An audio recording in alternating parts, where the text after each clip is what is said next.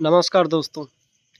Israel ने शनिवार यानी कि 26 अक्टूबर को सुबह सुबह ईरान में सैन्य ठिकाने पर हवाई हमले किए हैं।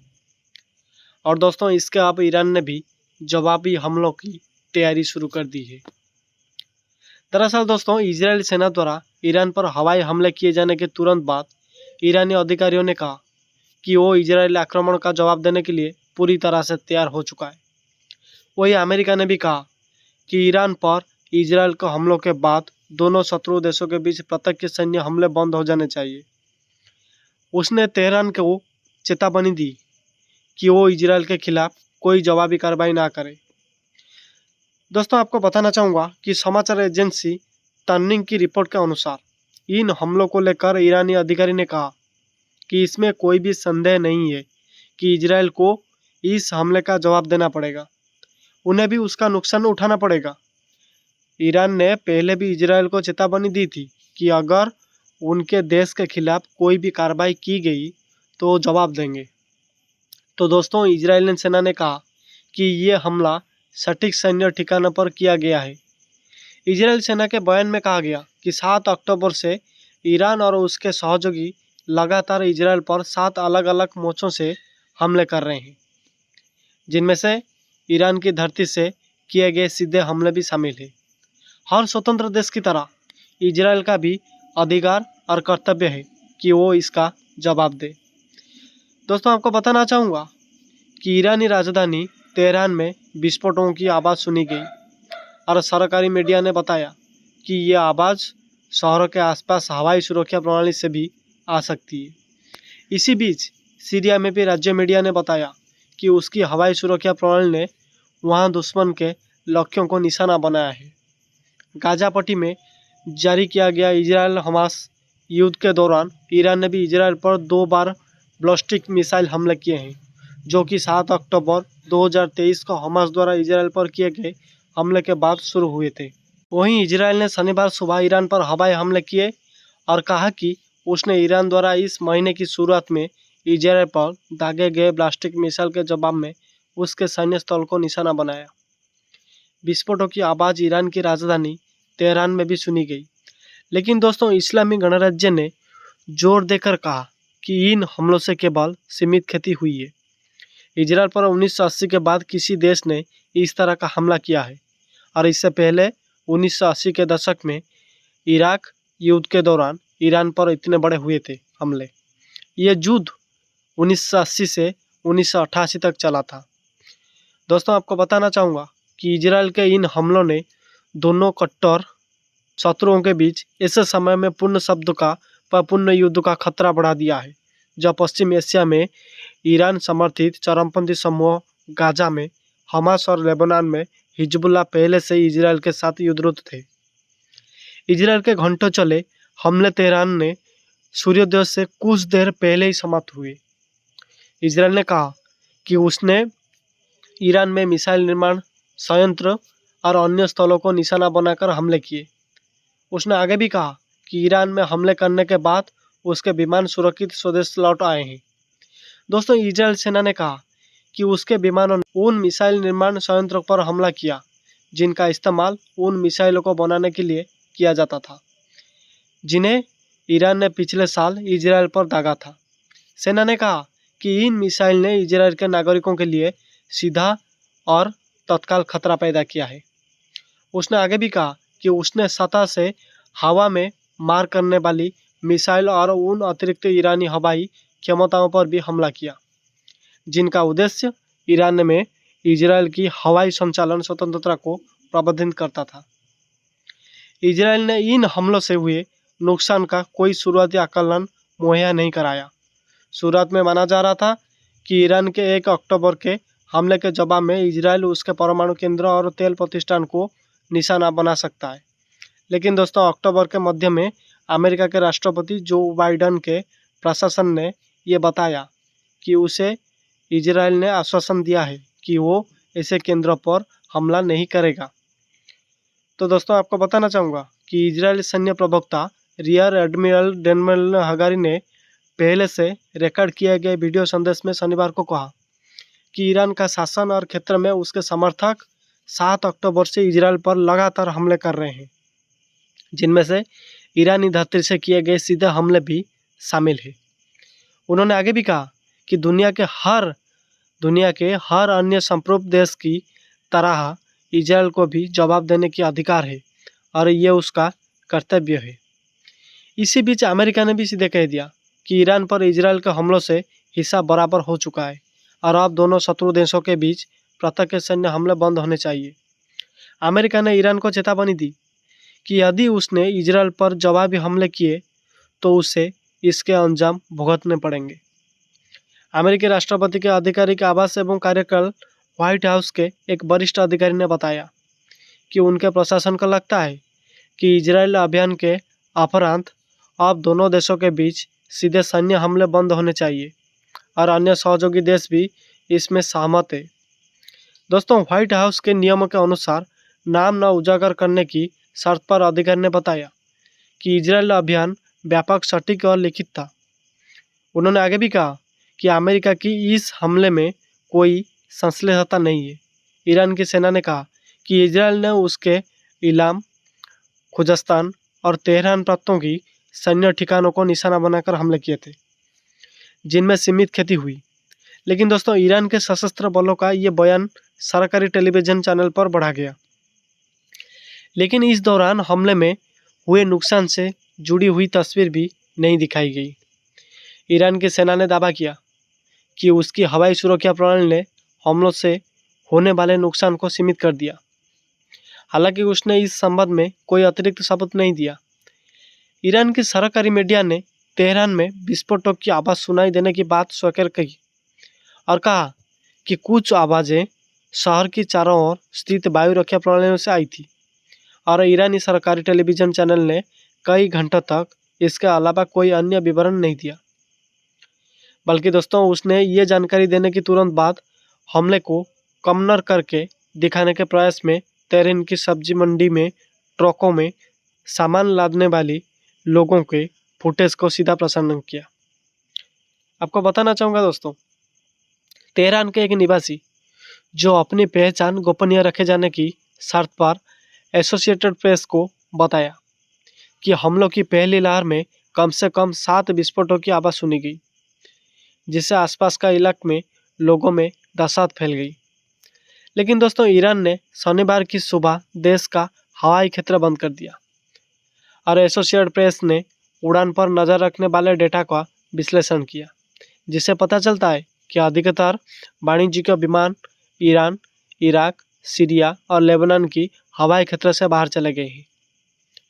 अमेरिका के राष्ट्रपति के अधिकार आवास एवं कार्यालय व्हाइट हाउस ने बताया कि बाइडेन को हमलों की जानकारी दी गई है और उन्हें ताज़ा जानकारी दी जाती रहेगी। इसी बीच सीरिया में सरकारी समाचार एजेंसी सना ने एक सैन्य अधिकारी का हवाला देते हुए बताया कि देश के मध्य और दक्षिणी क्षेत्र में सैन्य ठिकाने को निशाना बनाकर मिसाइल दागी गई और उसने कहा कि सीरिया के हवाई सुरक्षा वालों ने कुछ मिसाइलों को मार गिराया है। इन हमलों में हताहत हुए लोगों के बारे में तत्काल कोई जानकारी नहीं दी गई। हगारी ने बाद में एक वीडियो में कहा कि इजराइल रक्षा वालों ने अपना मिशन पूरा कर लिया है। अगर दोस्तों, ईरान में शासन ने तनाव और बढ़ाने की नए दौरे की शुरुआत करने की गलती की है तो हमें जवाब देने के लिए बाध्य होना पड़ेगा। सीरिया आगे भी कहा कि ईरानी राजनीतिक चौकी पर इजराइल के हवाई हमले में 2 ईरानी जनरल की मौत के बाद ईरान ने इजराइल पर मिसाइल और ड्रोन से हमले किए थे और इस हमले में ज़्यादा नुकसान नहीं हुआ था और इजराइल में संयम बरतने को लेकर पश्चिम देशों के दबाव के कारण जवाब में सीमित हमले किए। लेकिन दोस्तों, अक्टूबर की शुरुआत में ईरान के मिसाइल हमले के बाद उसने करारा जवाब देने का संकल्प लिया था। इजराइल प्रधानमंत्री बेंजामिन नेतन्याहू ने कहा था कि ईरान ने बड़ी भूल की है। ईरान ने 1 अक्टूबर की शाम को इजराइल में कम से कम 180 मिसाइल दागी थी।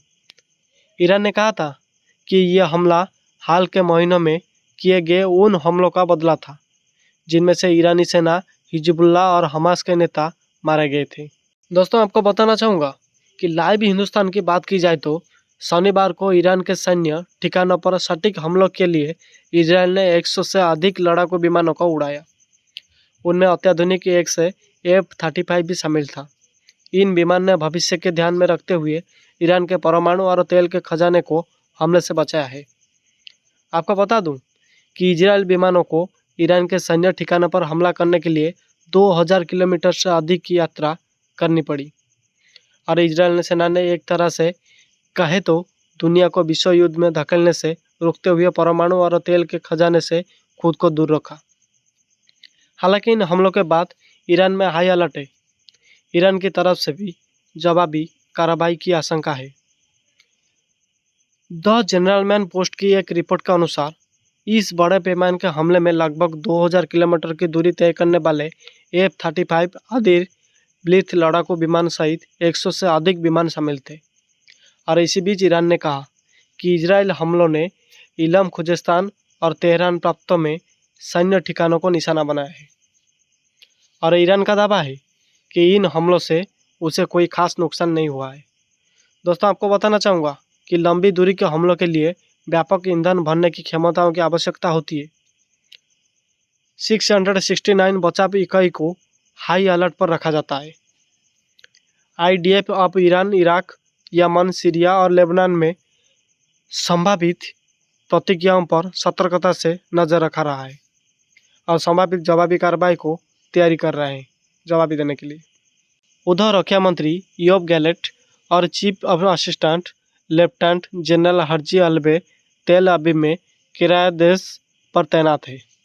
एक वरिष्ठ इजरायल अधिकारी ने खुलासा किया कि सुरक्षा कैबिनेट ने कल रात एक फोन सम्मेलन के दौरान हमले की स्वीकृति दी थी। IDF के प्रवक्ता आर एडम ने कहा कि IDF आक्रामक और रक्षात्मक दोनों अभियानों के लिए पूरी तरह से सुसज्जित है और ये ईरान और उसके प्रतिद्वंदियों पर बारीकी से नजर रखता है। व्हाइट हाउस ने इजरायल की कार्रवाइयों के प्रति समर्थन व्यक्त करते हुए कहा कि ईरानी सैन्य ठिकानों पर इजरायल के सटीक हमले उसके आत्मरक्षा के अधिकार के अनुरूप हुए और यही 1 अक्टूबर को ईरानी मिसाइल पर हमले की प्रतिक्रिया की। दोस्तों, वहीं आज तक की बात करें तो इजरायल ने ईरान पर अटैक को दिया डेज ऑफ रेपुटेंस का नाम। IDF के प्रवक्ता ने हमले की जानकारी देते हुए कहा कि कुछ समय पहले IDF ने ईरान के कई क्षेत्रों में सैन्य ठिकानों पर हमला किया और हमारे सभी विमान सुरक्षित अपने बेस पर लौट आए हैं।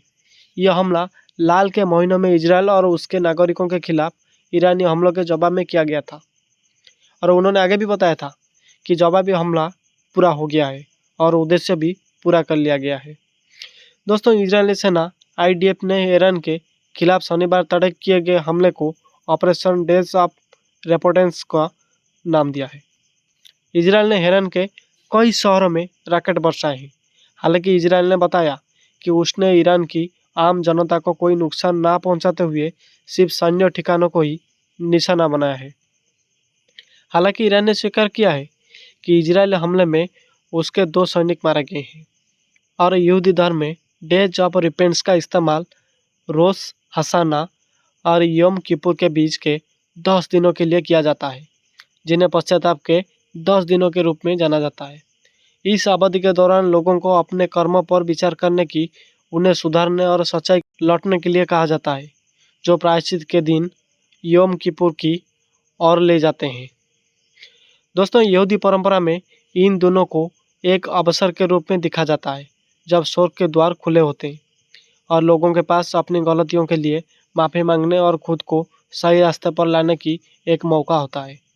और इन 10 दिनों के नाम पर इस ऑपरेशन का नाम रखकर इजरायल राष्ट्रीय सुरक्षा के प्रति प्रतिबद्धता और जवाबदेही के महत्व को दिखा रहा था। दोस्तों, IDF प्रवक्ता ने हमले की जानकारी देते हुए कहा कि कुछ समय पहले IDF ने ईरान के कई क्षेत्रों में सैन्य ठिकाने पर हमला किया और हमारे सभी विमान सुरक्षित अपने बेस पर लौट आए हैं। यह हमला हाल के महीनों में इजरायल और उसके नागरिकों के खिलाफ ईरानी हमलों के जवाब में किया गया था और उन्होंने आगे भी बताया कि जवाबी हमला पूरा हो गया और उद्देश्य भी पूरा हो गया। और उन्होंने ये भी कहा कि ईरान ने अप्रैल और अक्टूबर के महीने में इजरायल पर सैकड़ों मिसाइल दागी थी। इजरायल को नुकसान पहुंचाने की प्रयास के साथ ईरान मिडिल ईस्ट की सुरक्षा, स्थिरता और वैश्विक अर्थव्यवस्था को नुकसान पहुंचाने के लिए ये काम कर रहा है। और IDF ने आगे भी कहा कि अगर ईरान इजरायल और उसके नागरिकों के खिलाफ अपने हमले जारी रखता है तो इजरायल के पास अपने नागरिकों की रक्षा करने का पूरा अधिकार है। IDF में स्थिति का लगातार मूल्यांकन होता है और यह बचाव और हमले दोनों में किया जाता है। और 100 से ज़्यादा इजरायल विमान ने भरी उड़ान। आज तक की रिपोर्ट की बात करें तो यशमलन पोस्ट के अनुसार ईरान में सैन्य ठिकानों पर शनिवार के हमलों में 100 से अधिक इजरायल विमान में हिस्सा लिया। 2000 किलोमीटर दूर किए गए इस हमले में F-35 फाइटर जेट का इस्तेमाल किया गया है। और एक अमेरिकी अधिकारी ने न्यूज एजेंसी राइट्स को बताया है कि ईरान में सैन्य ठिकानों पर हमले से पहले अमेरिका को इसकी जानकारी दे दी गई थी, लेकिन दोस्तों वो ऑपरेशन में शामिल नहीं है। टाइम्स ऑफ इजराइल के अनुसार NBC ने एक अज्ञात इजरायली अधिकारी के हवाले से कहा कि इजरायल ईरानी परमाणु ठिकाने था या तेल क्षेत्रों पर हमला नहीं कर रहा है और उसका फोकस सैन्य लक्ष्य पर है। इजरायली सेना ने भी पुष्टि की है कि वो सैन्य ठिकानों को टारगेट कर रहे हैं।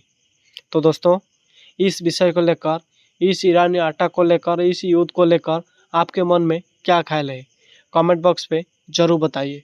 और दोस्तों, वीडियो को ज़्यादा से ज़्यादा शेयर कीजिए और हमारे चैनल को पहली बार आए तो चैनल को सब्सक्राइब करके बेल आइकन को दबा दीजिए। धन्यवाद दोस्तों।